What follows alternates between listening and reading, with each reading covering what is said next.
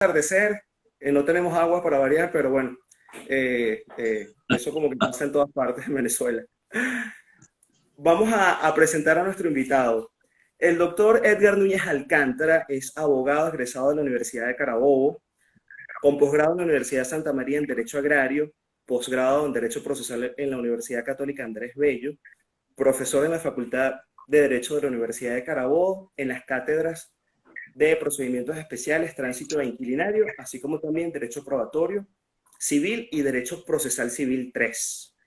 Actualmente dicta clases en la Universidad de Carabobo, en la Universidad Central de Venezuela, en la Universidad Nacional Experimental Rómulo Gallegos. Vaya el saludo a mi gente de Guárico, a los cuales los quiero mucho, a esa universidad también.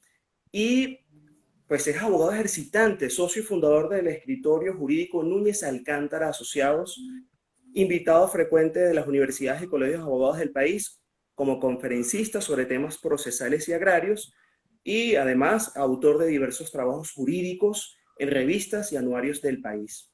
Ha publicado diversos textos sobre materia procesal, agraria, de tránsito y por supuesto de arrendamiento, los cuales son utilizados como material de estudio, consulta y análisis en las universidades nacionales y en el foro jurídico. Bienvenido, doctor Núñez Alcántara. Esta tarde nos ocupa tocar un tema muy interesante y que está ahorita en boga y causando polémica, y se trata sobre la pretensión de desalojo, y vamos a hacer un énfasis, vamos a decantar un poco sobre la sentencia 314 proferida por la Sala de Casación Civil del Tribunal Supremo de Justicia de fecha 16 de diciembre del año pasado, en donde tocó este tema, ¿no? Y hay un voto salvado, y a lo largo del programa vamos a disertar ciertos aspectos importantes sobre ese fallo. Les recordamos a la audiencia que pueden utilizar la barra de preguntas. Abajo está el signo de interrogación, donde ustedes pueden ir formulando sus preguntas. Entonces, bueno, nos toca en este primer bloque, profesor Núñez, hablar sobre la pretensión de desalojo en Venezuela. ¿Cuál ha sido el desarrollo, ese análisis que usted nos va a presentar en esta tarde de hoy? Adelante, la palabra la tiene usted. Bueno, muchas gracias al escritorio Calanche de Salinas por la invitación. De verdad que es un placer para mí, no solamente por las razones profesionales, sino de amistad, ya de algunos años que no los vamos a contar. Y además de eso, porque me permite compartir en este foro, en el transcurso de las próximas semanas, con gente de mi alta estimación, como Teresita Borges, como la doctora Farías, como Irma Lovero, como Osvaldo Blanco, que son unos excelentes abogados, conocedores, expertos en la materia, que son fuentes de consulta para nosotros siempre cuando trabajamos la materia inquilinaria.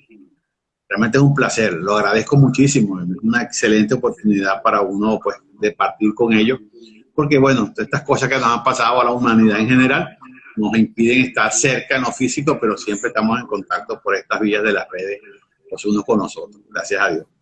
Lo otro es que la oportunidad en que estamos ahorita presenta una discusión bien interesante en Venezuela sobre el tema jurídico de lo que son los desalojos. Y particularmente porque la sentencia 314 del 16 de diciembre plantea que no es posible acumular la pretensión de desalojo inquilinario con los daños. Esos daños estarían reflejados usualmente en el tema de los cánones que no se han pagado, que están insolutos y que dieron lugar, son el fundamento y la razón por la cual se plantea el desalojo. Yo creo que lo primero que debemos dejar claro a los efectos de la experiencia, pero también del conocimiento del por qué existen estas cosas, es que la figura del desalojo en Venezuela es una figura relativamente ya de larga data, tiene más de 70 años, nace en el año 1947, por lo menos formalmente, cuando la Asamblea Nacional Constituyente de ese año, que presidía, es del 46 en verdad cuando comienza, que presidía el poeta Andrés Eloy Blanco, dicta lo que se conoció como el Decreto Legislativo sobre Desalojo de Vivienda. ¿Por qué? es decir, qué son las fuentes materiales que uno le imputa a la creación de esa ley. En los años 40 y tanto, años 30, 40, en Latinoamérica había un fenómeno político y económico interesante. El fenómeno político era que estaban creándose partidos políticos democratizantes, es decir, partidos políticos que tendían a crearle a la sociedad latinoamericana fundamentalmente modelos democráticos, porque era en tiempo en lo cual la mayoría de los regímenes que teníamos en Latinoamérica eran gobiernos militares. Además de eso, había una circunstancia histórica, natural, que era que veníamos de desarrollar tesis liberales desde siglos atrás, en los cuales la tesis que predominaba era la voluntad de las partes, los contratos y particularmente el de inquilinato, estaba sobre todo constituido por la voluntad de las partes, que decidían todas las relaciones del contrato. Y en esos años, en esa Latinoamérica que comenzaba a oponerse a ese liberalismo, a plantear los partidos políticos que nacían, podemos nombrar a AD, a COPEI, al PCB, en el caso venezolano, en el caso costarricense, el Partido Comunista Costarricense, en el caso peruano, el APRA. Fíjense que hay una serie de partidos. En el caso mexicano es muy especial porque en el caso mexicano los partidos importantes y los colombianos tienen una tradición mucho más atrás de eso, Colombia y en México, pero estaban sumados pues a esas políticas antiliberales que se expresaban sobre todo en el Código Civil Napoleónico. En nuestro caso en particular, viene desde 1861 teniendo una tradición de políticas liberales. Esas tesis no liberales o antiliberales son las que originan que nosotros en Latinoamérica tengamos ese fenómeno interesante de los años 30, 40, 50, que conllevó, por ejemplo, en el caso venezolano, vamos a reducirnos ahora a Venezuela, al golpe de Estado del 18 de octubre del 45, en el cual un grupo de militares y compañeros de Acción Democrática dieron un golpe de Estado y contribuyeron pues a que se produjera un trienio en el cual el presidente era don Rómulo Betancourt, y durante la existencia de ese trienio fue que fue que se creó esa Asamblea Nacional Constituyente, que entonces, fíjense que yo siempre lo percibo así, por supuesto, creo que ninguno de los que estamos aquí pudimos vivir esa época con conciencia, por lo menos. Yo me lo imagino así, ellos hundieron un poco el cuchillo en la realidad latinoamericana y particularmente la venezolana, y había un fenómeno económico interesante. La Segunda Guerra Mundial que acababa de terminar en el 45, contribuyó mucho a que en el mundo se crease una especie de escasez de materiales de construcción derivado de que todo el esfuerzo del mundo, de las grandes potencias, estaba dirigida a reconstruir Europa.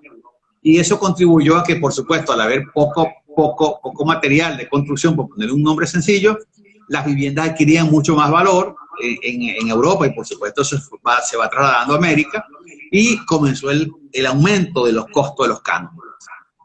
¿Cuál era la modalidad latinoamericana y particularmente la venezolana? Los contratos verbales, que se presumen siempre que son de tiempo indeterminado.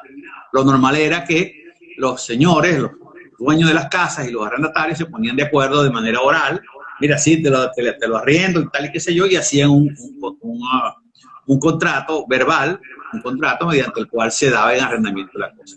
Eso lo percibió perfectamente la Asamblea Nacional Constituyente y también dijo, pero tenemos que proteger al arrendatario, porque en las circunstancias actuales, dijeron ellos, es lo que yo me imagino, lo que se puede aprender de las lecturas que uno puede hacer de las discusiones de la Asamblea Nacional, necesitamos protegerlo, y se dedicaron a regular ese arrendamiento en particular, que es el arrendamiento que tiene la característica de ser oral y que en consecuencia es usualmente, pero yo diría que en el 99,9% de los casos es de tiempo indeterminado.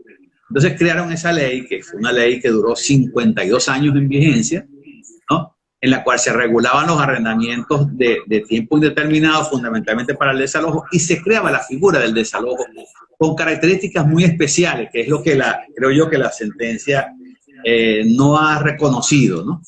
¿Cuál era esa característica? Ese era un procedimiento de orden administrativo, no era un procedimiento judicial. Era un procedimiento que se seguía por ante la Cámara Municipal o Consejo Municipal, ¿verdad?, mediante el cual había un procedimiento administrativo que después se podría controlar a través del contencioso administrativo, pero en principio la actividad que se desarrollaba no era una actividad judicial, sino administrativa, en sede administrativa. Eso implicó que hubiese durante 52 años, hubiese una, en mi opinión, pero tratando de entender la razón de ser del momento. Fíjense que estamos en el 45, en el 50, en el 55, en Venezuela, el proyecto político que se imponía trataba de controlar, como es generalmente lo que ocurre cuando hay procesos de cambios revolucionarios, como en este caso el trienio del cual hemos hablado. Era muy probable que se estuviera tratando de conservar el poder. ¿Cómo es el modo normal? Y Venezuela actualmente es un ejemplo de eso. Darle las competencias de los conflictos de intereses a los órganos administrativos y sacárselo a los jueces. ¿Por qué a los jueces? Porque los jueces hacen una labor de interpretación. Estamos hablando de derecho en el deber ser, mediante la cual ellos son unas personas que interpretan con fundamento a normas jurídicas, a su conocimiento, que ellos no tienen un orden vertical de mando, sino un orden horizontal, ¿no? Al extremo de como se nos enseña en la universidad. Un juez de municipio tiene competencias que no tienen los magistrados de las salas del TCJ. Eso hace que los cuerpos revolucionarios siempre intenten dominar a los jueces. Creo que no tenemos nada nuevo que decir. Ustedes me han entendido perfectamente lo que está ocurriendo en Venezuela en estos momentos, porque el Poder Judicial es muy importante. Bueno, lo cierto es que en el 45 se creó esa figura. Y esa figura pervive hasta el año 99. Cuando se produce el cambio del 98 con la elección de Chávez como presidente de la República y el cambio político que se estaba produciendo, se da a su vez unos cambios interesantes desde el punto de vista de la concepción de esa ley. Voy a decirlo, quizás sea una infidencia, pero no sé si se molestará conmigo mi estimado amigo Osvaldo Blanc, pero Osvaldo es uno de los creadores de la ley de arrendamiento inmobiliario del año 99, fue uno de los hombres que la modeló, que la pensó, que la desarrolló y que tiene algunas experiencias que puede contar de cómo fue la discusión de esa ley. Lo cierto es que en el 99 en Venezuela se produce un cambio que va a modificar incluso el concepto de la materia inquilinaria desde el punto de vista del conflicto. ¿Por qué? Porque en el 99 se crea la ley de arrendamiento inmobiliario, nosotros en Confianza en Familia, como digo yo, le decimos LAI, se crea la LAI y la LAI establece que los conflictos de intereses, como en mi opinión debe ser, eso creo yo que es lo democrático, lo que contribuye a que haya democracia, lo otro es un déficit democrático en mi opinión, se resuelvan y se transmiten a través de los jueces, con la excepción de la fijación de los cánones y con la excepción de las sanciones administrativas. Pero de resto, todos los conflictos entre partes estaban destinadas a ser tramitadas por ante los jueces. Esa ley trajo algunas modalidades interesantes. Entre otras, conservó la figura del desalojo, pero digamos que las enumera de un modo mayor, más amplio que el que había en el 47, porque la experiencia nos fue diciendo, seguramente, mira, hay que como incorporar estas ideas que no están en el 47. Bueno, esa es la experiencia. El derecho se caracteriza, en mi opinión, porque él anda persiguiendo a los hechos. Los hechos corren adelante, ocurriendo, y el derecho sale a perseguirlo para poderlo regular, pero nunca están adelante el derecho. El derecho no se puede crear mientras los hechos no nos digan cómo vamos a pensar la norma. Entonces, en ese caso, la ley del 99, esa ley fue una ley que tuvo lo que se conoce en filosofía del derecho como positividad. ¿Qué significa eso? Aceptación social.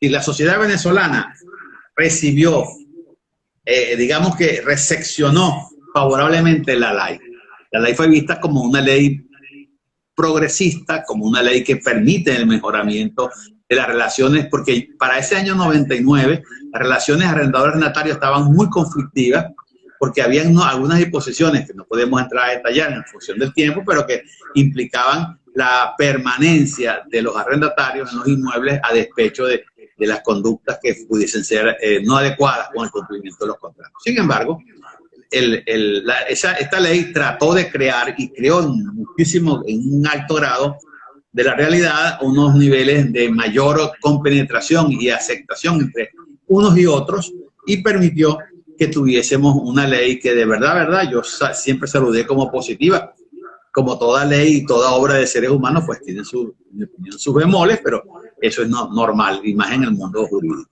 Entonces, ocurrió eso, se produjo eso. ¿Qué pasó con el desalojo?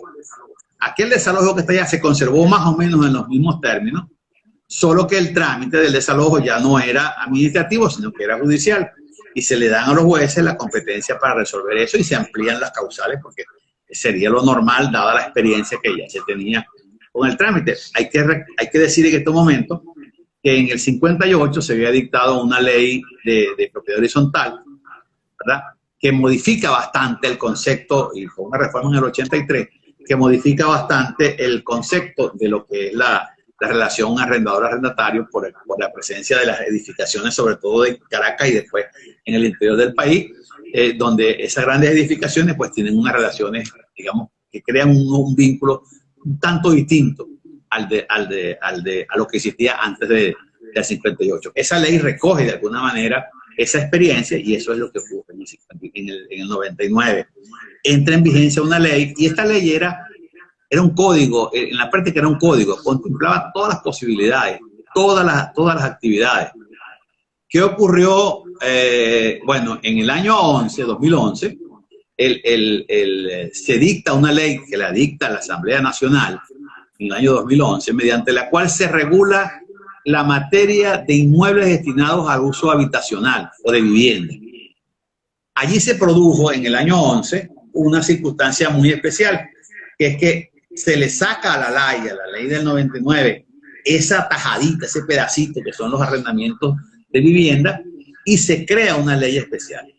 Nosotros los que hemos mencionado como profesores que nos están ayudando en estas cosas, todos nosotros participamos en la discusión de lo que fue ese proyecto de ley entre los años 2007-2009, perdón, y 2007-2009, ¿no? Después de eso, bueno, podemos echar cuentos de eso, pero fue una experiencia interesante. Allí nos conocimos, allí tuvimos la oportunidad de intercambiar ideas, de saber en qué estábamos todos y creo que se creó una especie, la palabra no es despreciativa ni nada de eso, sino que es una especie de cofradía de abogados que nos gusta este tema arrendaticio. Bueno, lo cierto es que esa ley del año 2011 excluye. Profesor, quisiera hacer un pequeño inciso para más o menos poner en el ámbito a las personas que se están conectando. Estamos conversando con el profesor Edgar Núñez Alcántara, un invitado de honor para nuestro escritorio, amigo de la casa. Estamos ahorita conversando también en el inciso de la pretensión de desalojo, su desarrollo histórico en Venezuela. Ya hemos tocado la ley de arrendamientos inmobiliarios, y estamos ahorita en el punto y haciendo la distinción en el año 2011 con la promulgación de la Ley de Regularización y Control de Arrendamientos de Vivienda, recordándole a la audiencia, a los televidentes, que pueden formular sus preguntas a través de la barra de preguntas, el icono que aparece con el signo de interrogación. Pueden ir formulando sus preguntas. Adelante, profesor, lo escuchamos. Ok, entonces decíamos nosotros, nos crearon una ley que regula fundamentalmente la vivienda, solo que es interesante que lo sepamos no solo los abogados, sino todos los interesados en el tema inmobiliario inquilinario, es que el concepto vivienda de la ley es un concepto muy amplio. Y vivienda no es exactamente el hogar. Vivienda va mucho más allá y incluye la residencia estudiantil, incluye las pensiones, incluye el alquiler de cuartos, el alquiler de habitaciones o de piezas, como se dice en el interior del país, en los pueblos nuestros. Y eso, pues, es una modalidad que te obliga a interpretar la palabra vivienda. Luego, en el año 2014, 3 años después, se dicta una ley que regula el arrendamiento de los inmuebles que estén destinados al uso comercial. Es decir, ya la ley, que era así como una especie de código que contemplaba todas las posibilidades de un arrendamiento, vuelve a sufrir una merma y ahora le excluimos en la parte comercial, en el entendido que el comercio, particularmente el comercio, significa intermediación de productos. Es decir, el comerciante es una persona que se caracteriza por ser alguien que adquiere bienes para colocarlos en el mercado a las personas. Eso es la labor comercial que se regula allí y los servicios que se puedan prestar, que estén conexos con esa actividad principal que se desarrolle desde el punto de vista comercial. Esta ley del año 14 también conserva el desalojo Solo que esta vez, y ahí viene una de las discusiones, el voto salvado del diciembre, del voto salvado, porque resulta que esa ley compendió la palabra desalojo, todos los tipos de formas de terminación de los contratos. Y los abogados sabemos que, aparte del desalojo que hemos nombrado, existen figuras, digamos, similares, como la resolución del contrato, que obedece al incumplimiento, es decir, por una actividad culposa de una parte, la otra parte pretende que se resuelva el contrato. El cumplimiento del contrato, cuando, por ejemplo, se ha vencido el tiempo ya, incluso pasado la prórroga legal, que por cierto es una parte de la ley, al derecho venezolano, y esa circunstancia hace que la persona que está allí en este problema de los arrendamientos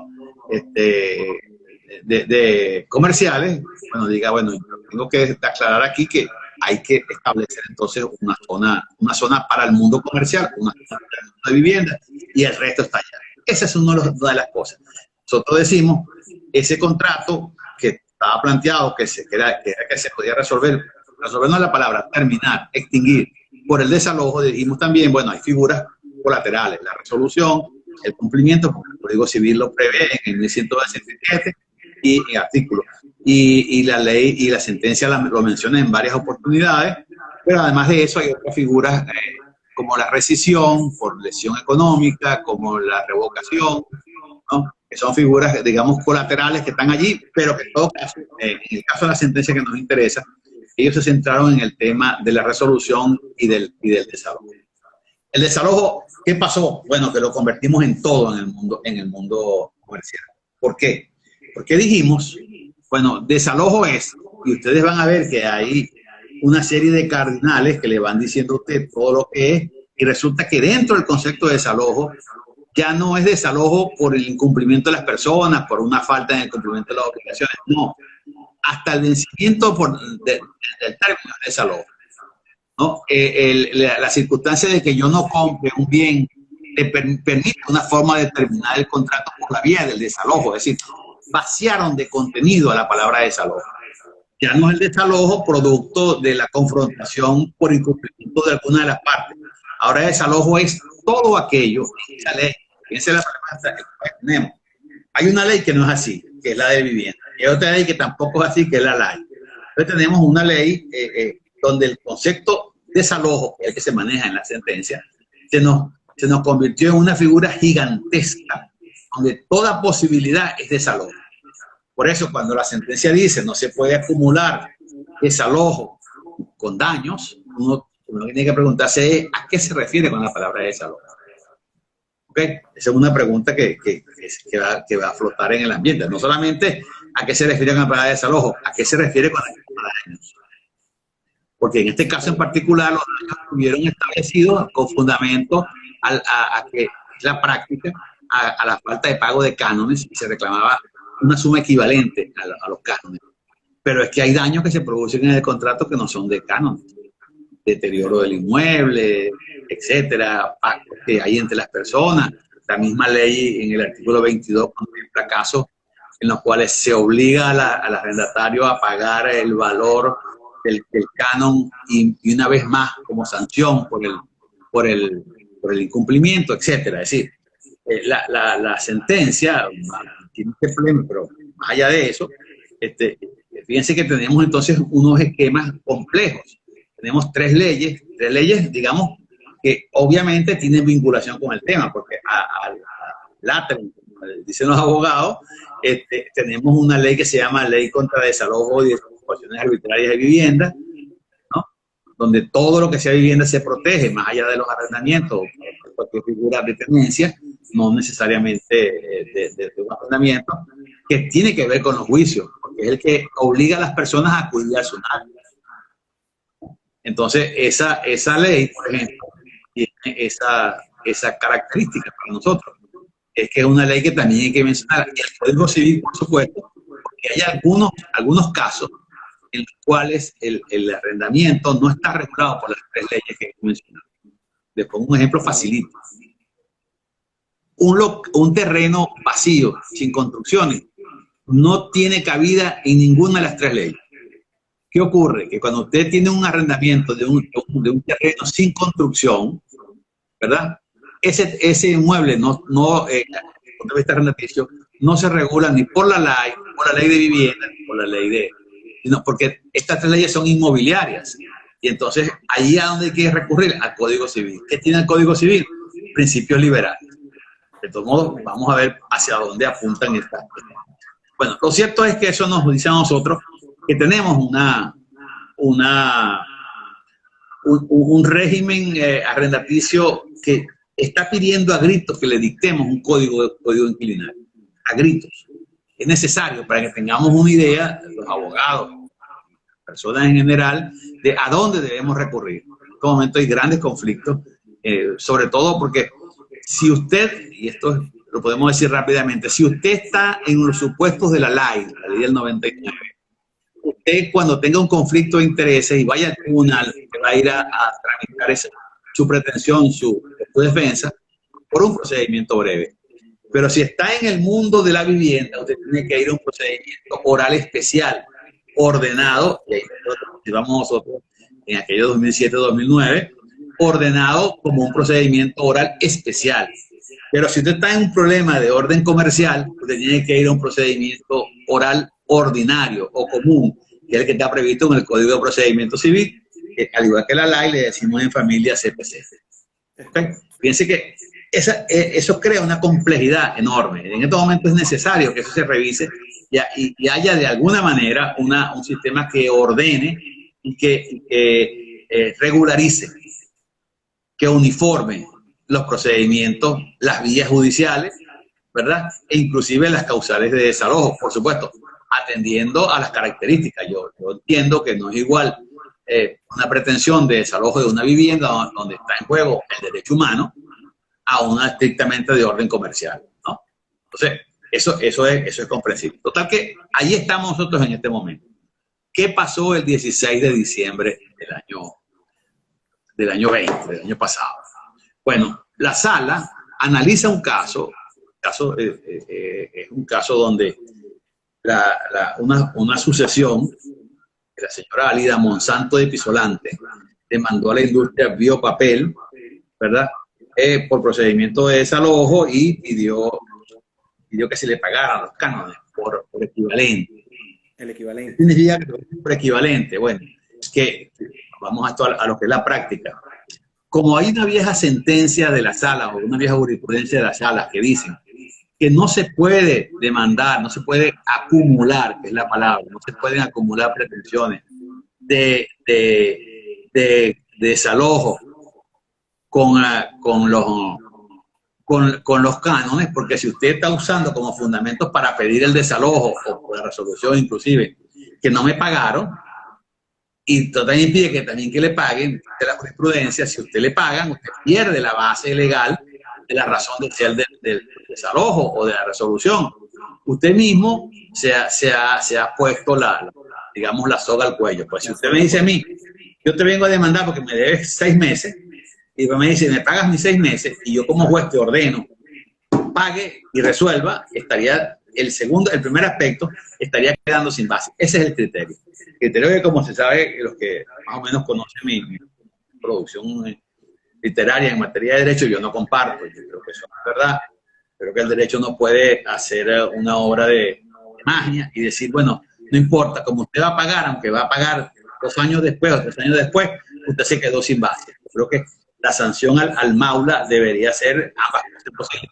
Pero eso no es la opinión mayoritaria, yo lo entiendo. No estoy pidiendo que la gente se guíe por allí. Me parece que estamos jugando a lo que llamaba José Ignacio Cabruja, Venezuela es el país del disimulo.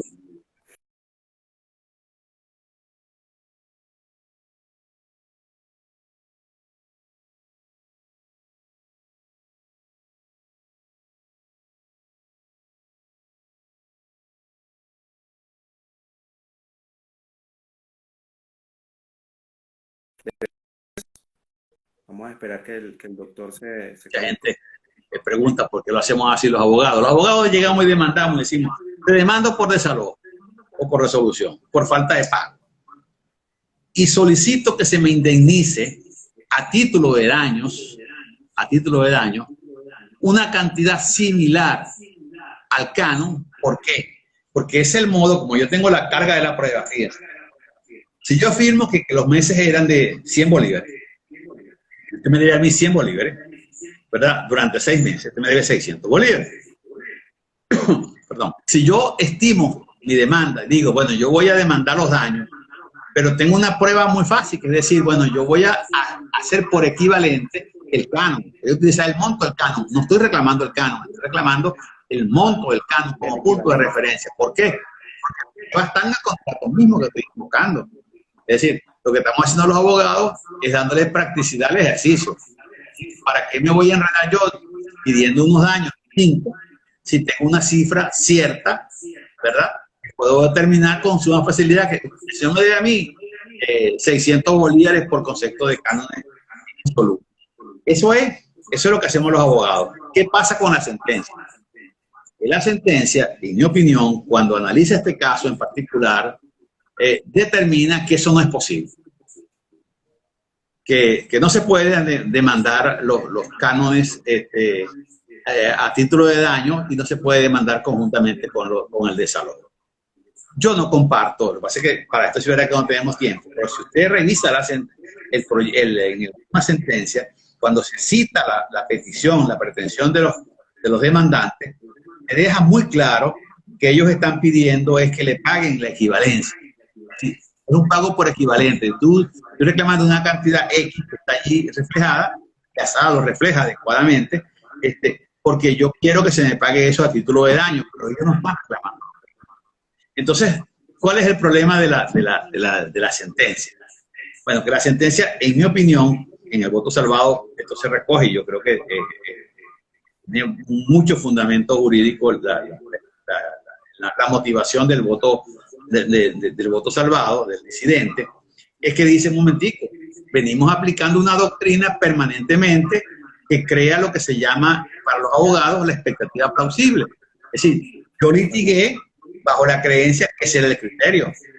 Usted no puede cambiarme el criterio a mitad de camino, ¿no? Ya no dirían allá en Guárico, diría en Guárico que no se cambia de caballo a mitad del río.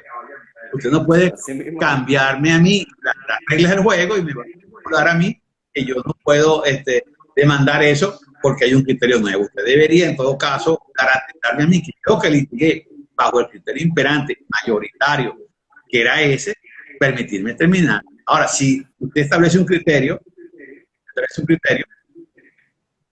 y aquí en adelante no se podrá. Ok, perfecto.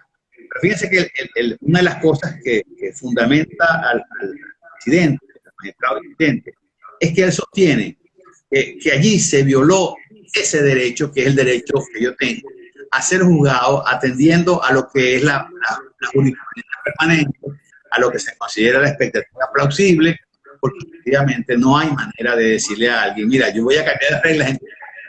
Es decir, no se juzga conforme a derecho, y eso es grave, y eso no lo dice ya el magistrado, en mi opinión personal. Eso no se puede hacer en un estado de derecho y de justicia. Porque una de las cosas que le está pasando al sistema político y jurídico de Venezuela es que cuando se incorporó el artículo 2 de la Constitución y se dijo Venezuela se constituye un estado social democrático de derecho y de justicia, hizo una labor interesantísima que, como se dice popularmente en el mundo del derecho, derrumbó bibliotecas completas, porque a uno no lo juzgan solo conforme al derecho, sino conforme a la justicia. Es decir, uno de los problemas que tiene hoy en día la sentencia para los jueces es su obligación de atender a la justicia. Y el pensamiento futuriano de que si consigues en conflicto la justicia con el derecho o con la justicia, que a los abogados nos es como un decálogo, bueno, como de las tablas de Moisés. En este caso son las tablas de Eduardo Couture. En este caso, digo yo, entonces no es correcto que se haya cambiado esto. Sí, posiblemente el criterio de la sala sea bueno, vamos a discutirlo, vamos a conversarlo, se impuso, perfecto, pero no se lo puedes imponer a esta gente que litigó bajo esta regla. Porque ellos litigaron esas demandas del año 16 bajo un estilo viejo donde la sala nunca había dicho eso. Aquí se utiliza un caso en la sentencia donde la sala invoca, incluso creo que es del año 19, donde la sala ya había dicho, no se pueden reunir, pero como usted analiza con el contenido de lo transcrito por la sala, usted observará que ahí lo que dijo la sala fue, no se puede reunir desalojo y cánones. ¿Ok? Y eso es perfectamente comprensible por la explicación que yo di de la falta de base jurídica que tendría esa pretensión según el criterio mayoritario, que es el que tenemos que respetar, porque ese es el que se ha ido imponiendo. Así que esa sentencia tiene, desde mi óptica, esa primera debilidad, que es importantísima, por aquello que digo, de que es importante atender siempre al concepto de que es Venezuela. Y me permite una digresión, Carlos, es que adelante. el juez de ahora, cuando va a sentenciar, usualmente los seres humanos razonamos en una fórmula que llamamos silogismo. Tenemos una premisa mayor que me dice todo hombre debe ser honrado, una premisa menor que me dice Carlos Calanche es hombre, en conclusión, Carlos Calanche es honrado. Esa es la premisa mayor, la premisa menor y la conclusión. La estructura lógica. Y así razonamos, y así hacemos los niveles de demanda, y así se hace la sentencia. Correcto, estamos perfectamente de acuerdo. Nosotros cuando estamos redactando un nivel de demanda, ¿qué hacemos? Estamos diciendo los hechos, pero que los hechos son la premisa menor, porque aquí lo volteamos por razones de practicidad. Y decimos los hechos, y decimos el derecho, que es la premisa mayor. Conclusión y petito. ¿Cómo me responde el tribunal? Con otra premisa, perdón, con otro silogismo, y me dice, los hechos son estos, la premisa menor. Estos son el derecho aplicable, y esta es mi conclusión, que es la sentencia, el fallo, como lo queramos llamar. Bueno, ¿qué pasa con el juez de ahora? Que este juez de ahora, esta vez que creamos cuando dijimos Estado de Derecho y Justicia, tiene un elemento que le distorsiona el silogismo, porque el elemento justicia no está en el juego.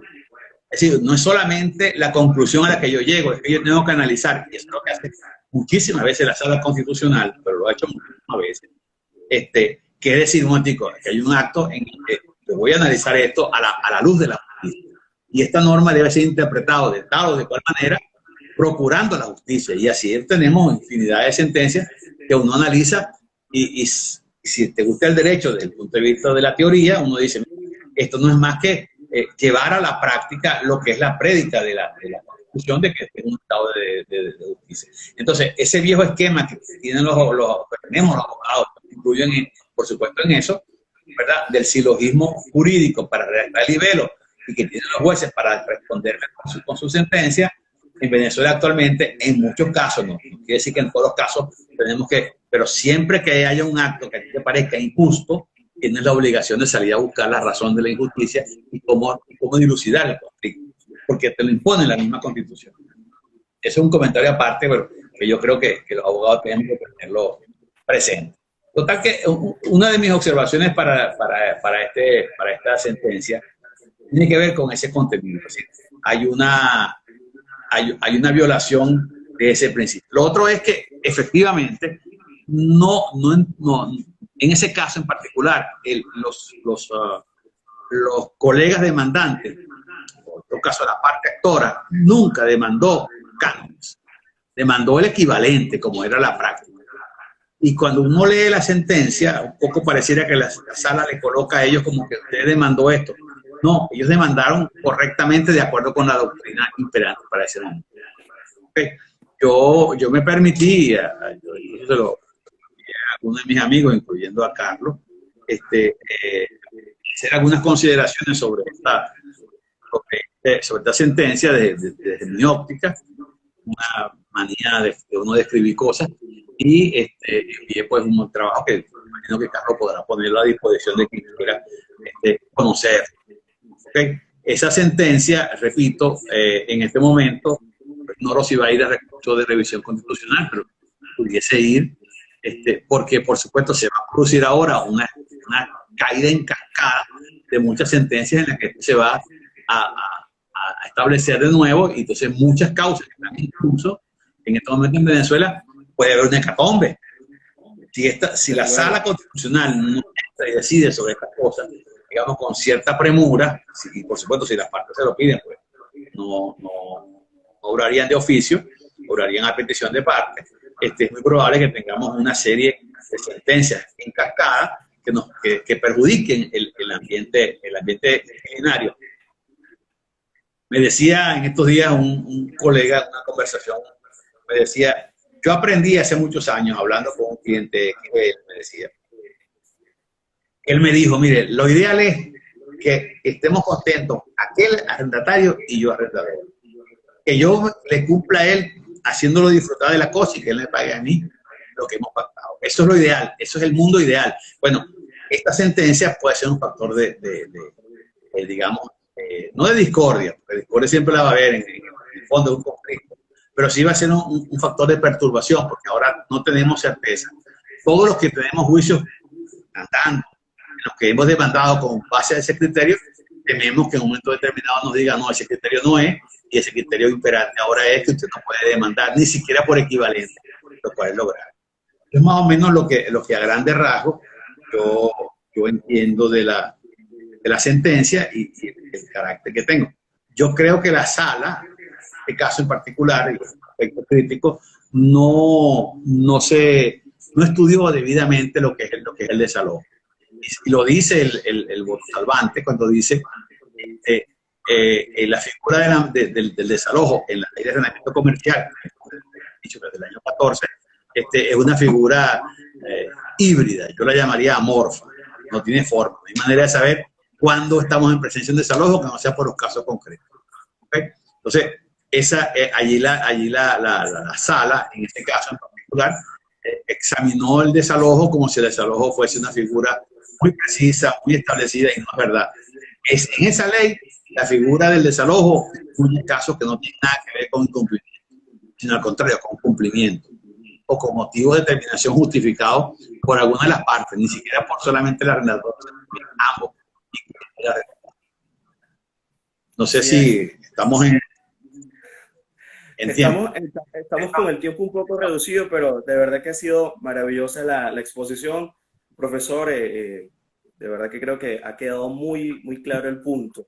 Vamos con las preguntas. Aquí tenemos varias que quisiéramos compartir con toda la audiencia.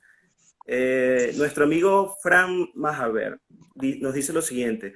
Antes con la ley podías pedir el desalojo y también podías pedir el pago de los cánones y daños, por daños. Nos pregunta acá el colega Fran Mahaber. Mar Javier. Bueno,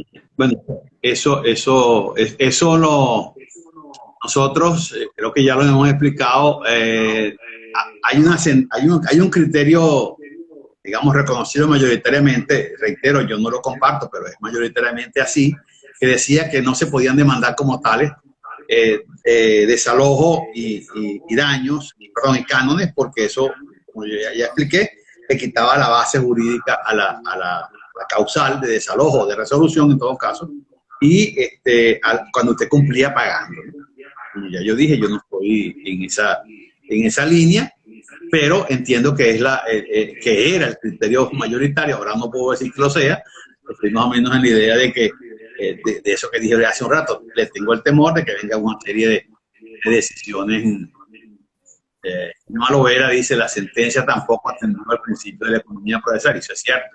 Es decir, la sentencia me obliga a mí a demandar hoy el desalojo o la resolución, y seguramente una vez que termine el proceso es cuando yo podré ir entonces a demandar los daños que, para el momento que termine un juicio, miren, poniéndolo como laxo breve, un año, ya no es lo mismo.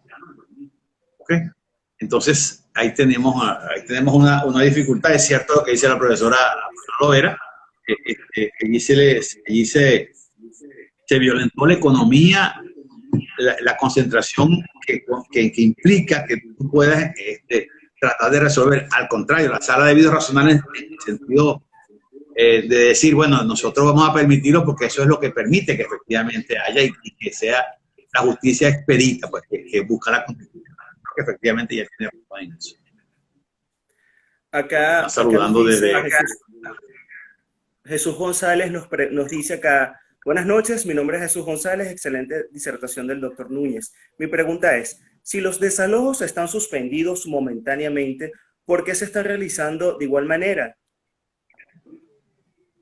Si están suspendidos, perdón, no escuché por qué. Dice así, si los desalojos están suspendidos momentáneamente, ¿por qué se están realizando de igual manera? Dice acá Jesús González. Bueno, creo que va a depender del punto en concreto. Los desalojos están suspendidos por decreto. Sí, no, pero desde el punto de vista estrictamente jurídico eso no se puede hacer.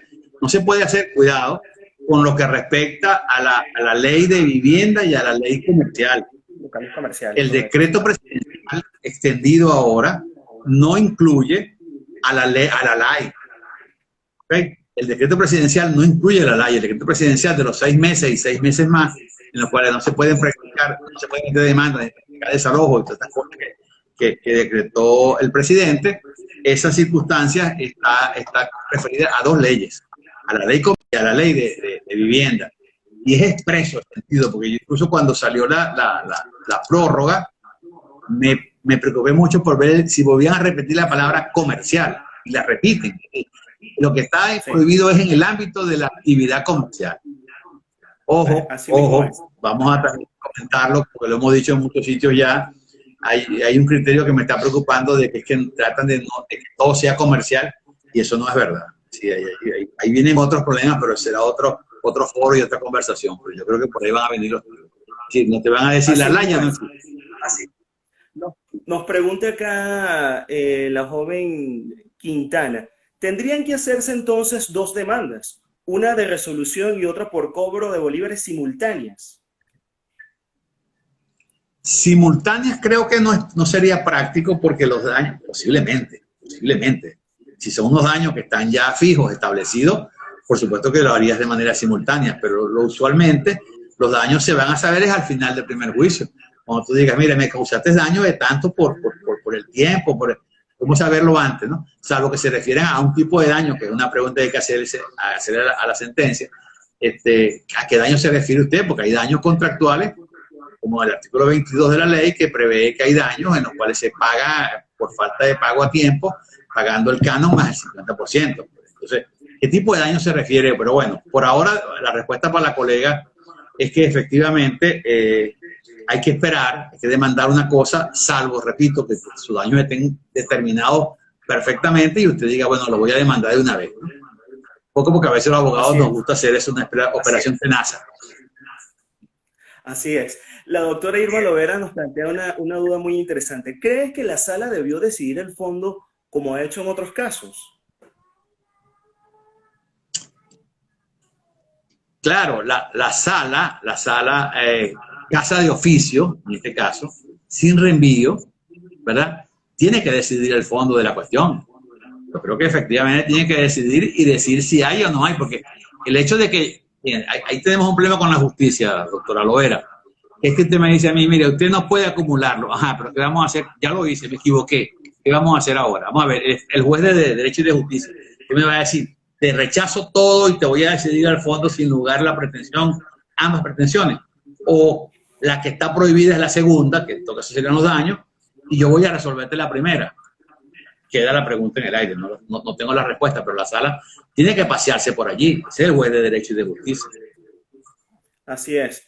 De hecho, entiendo, profesor Núñez, que no existe una disposición expresa que prohíba la acumulación de la pretensión de desalojo con la de los daños. Entiendo que eso también fue un punto interesante a debatir o a puntualizar en ese voto salvado. Claro, porque la sala dice, fíjense, aquí tenemos un problemita que también lo asumió el magistrado disidente, que es que la sala le dice a la parte demandante, usted tiene con usted ocurre lo siguiente, que es que no hay ninguna norma que a usted le permita hacerlo, ¿no? Y uno lo que dice, momentico, es al revés, no hay ninguna norma que se lo prohíba. En una sociedad democrática, a mí lo que no está prohibido me está permitido. ¿Okay? En este caso, que es más o menos el planteamiento que se está haciendo y que hace el magistrado, yo no tengo por qué buscar lo que me... ¿Por qué decir necesito una norma autorizatoria, no la necesito. Yo lo que no debo tener es una norma prohibitiva, que no la hay en este caso. Si no hay nada que le diga a uno que efectivamente es así. Pero sí, es cierto, es un argumento que también utiliza el magistrado disidente y que me parece que es exactamente la realidad del caso. No necesitamos nosotros, los venezolanos, para demandar una cosa que una ley expresamente nos diga, usted puede demandar tal cosa. Eso no existe. Lo que existe son las prohibitivas. Usted no puede demandar tal cosa, no se permite tal. Por ejemplo, en materia de desalojo te dicen todas las normas por regla general. Solo en los siguientes casos se puede demandar desalojo. ¿Qué te dice con eso? Te dice, no me inventes figura distinta al desalojo, porque el desalojo es una figura que se caracteriza porque es exclusiva y excluyente. Son estos casos que están aquí, es taxativo, no hay otro. Bueno, eso es una norma prohibitiva. Yo no puedo demandar porque yo quiera. Hago la excepción con la ley de arrendamiento comercial por lo que dije, que ahora todo pareciera no, está contemplado como causal de desalojo. Y se nos presentan cosas. Se nos agota. Ajá, adelante. Yo puedo contar que un caso en particular, a mí se me estuvo a punto, pero no llegó a ocurrir afortunadamente, de que me iban a inadmitir una demanda, simplemente porque yo pedí, ¿verdad?, que con fundamento al artículo 40 de la ley de arrendamiento comercial y tal, y qué sé yo, se declarara terminado el contrato o resuelto el contrato y tal. Señor, que tiene que demandar desalojo. Pero está bien, pero es que esta es una forma de desalojo. Lo que pasa es que hay una figura llamada desalojo y la resolución por incumplimiento es una figura muy concreta o el cumplimiento. Total que me costó bastante, pero fíjense que eso pasa, ¿no? Hay un problema de interpretaciones que da. Bueno, ese es el mundo del derecho, Carlos. Ese es el mundo del derecho. Es así. El derecho así mismo es. Es así, pues. No es mañana puede ser, lo que hoy es mañana puede no ser. Así es. Profesor, el tiempo se nos agota. De verdad que para nosotros ha sido un gusto, un honor, un placer compartir con usted, disertar con usted este tema tan interesante. Creo que el tema nos obliga, quizás en otra nueva oportunidad, tocarlo a profundidad. Las preguntas son bastantes, lamentablemente no vamos a poder responderlas todas. Hemos creado un chat aparte, Zona Legal, en donde pueden también formular sus preguntas y en la medida de nuestras posibilidades, a todo lo largo de estas jornadas del mes de febrero, las vamos a ir contestando y aclarando las dudas y comentarios. Profesor Núñez Alcántara, queremos agradecerle formalmente por aceptar la invitación, así como también al escritorio Núñez Alcántara. ¿Cuáles son sus contactos, sus correos electrónicos y sus redes sociales para que los televidentes también puedan abordarlo por cualquier razón? Desde luego académico. El correo electrónico que uno utiliza más es Núñez con Z y con no hay ñ, porque no hay ñ en la web. Núñez Alcántara @nas. Nas se escribe NASC, lo cual es un acróstico de Núñez Alcántara Sociedad Civil. nas.com.pe. ¿Okay? Y el Twitter mío personal, que utilizo mucho particularmente, es @Núñez Alcántara. Está allí. Excelente. Facilito. Yo no me sé los otros porque ya no es así decir. El Instagram, no sé. Tengo que preguntarle a la patrona que me diga cómo es. El Instagram es Núñez Alcántara también. El Instagram es, aquí lo tengo anotado, e.j.nas, N-A-S-C. Eso está como en los teléfonos. Complicado, muchas claves de teléfono, muchas claves de tarjeta de débito. Así mismo es. Bueno, adelante. Disculpe que lo interrumpí. Hemos cumplido, para mí ha sido un verdadero placer, como dicen a un amigo mío, una catarata de placer, haber compartido con ustedes. Yo creo que por esos medios informativos que tenemos nosotros y a través de Carlos y a través de los colegas que nos van a continuar desarrollando los días jueves a esta misma hora, durante 4 jueves vamos a vernos la cara. Van a ver ustedes en acción a Cora Farías, conocida también como Frida Kahlo, al doctor Osvaldo Blanc, a Teresita Borjas y a Irma, que ha estado interviniendo activamente en este foro. Vamos a escuchar y vamos a aprender todo pues, de esas personalidades del derecho inquilinario. Muchas gracias, muy agradecido. Y tomando la palabra, profesor, los invitamos entonces para el próximo jueves 11 de febrero. en donde tendremos el gustazo, el honor de tener en este espacio a la doctora Cora Farías Altuve, nuestra Frida de Venezuela, amada y querida por toda Venezuela. Ella nos tocará el tema del arrendamiento y el desalojo de viviendas. No se lo pueden perder por esta misma cuenta, @calanchesalinas. Y nos vemos entonces el próximo jueves 11 de febrero. Un placer, profesor. Muchísimas gracias. Saludos a mi querida Valencia. Los quiero mucho.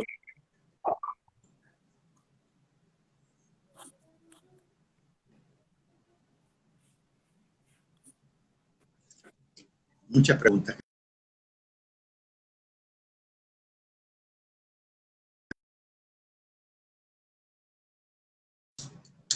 Ya está terminado, mi amor.